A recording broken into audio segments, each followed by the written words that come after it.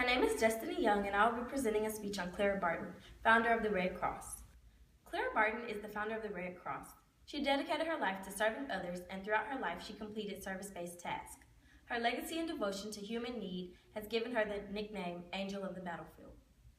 Clara Barton was born on December 25, 1821, in North Oxford, Massachusetts. She was the youngest child of Stephen and Sarah Barton. She believed that his tales made war familiar to her at an early age. She learned skills that would benefit her.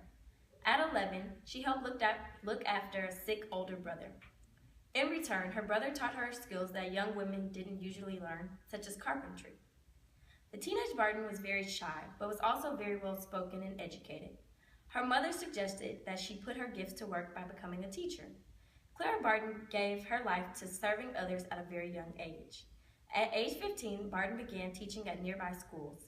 She established a free public school in Bordentown, New Jersey, and at the time, families in Bordentown were required to pay for children's school, preventing the less fortunate from attending.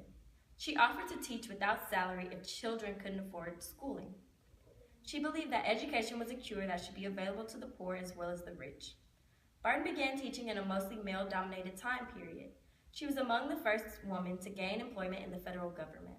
Although she began with teaching, her selfless acts to others led her to many other service-based accomplishments.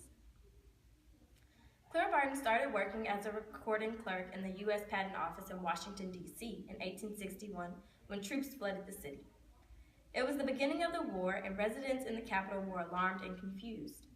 Barton immediately stepped into action and saw that she was needed to help provide personal assistance to the men in uniform. She started by taking supplies to the young men of the 6th Massachusetts Infantry who had been attacked in Baltimore, Maryland. Barton donated clothes and supplies to wounded soldiers on behalf of organizations such as the U.S. Sanitary Commission. She helped collect some relief articles and appealed to the public for others. Barton understood the importance of supporting the troops and keeping spirits up. She read to them, wrote letters for them, listened to their personal problems, and prayed with them. However, she understood that she was most needed on the battlefield. Barton prodded government leaders and the Army until she was permitted to take her voluntary services and medical supplies to the scenes of the battle and field hospitals. Following the Battle of Cedar Mountain in Northern Virginia in August 1862, she went to a field hospital with a wagon load of supplies. The surgeons. Barton was never satisfied with the remaining supplies at the end of the day. At Antietam, she ordered the drivers of her supply wagons to follow the cannon and traveled all night, actually pulling ahead of military medical units. While the battle was still going on, she and her associates dashed about bringing relief and hope to the field. After her Civil War activity, she then participated in establishing a national cemetery around the graves of the Union men who died in the notorious Anderson Prison in Georgia with Dorrance Atwater.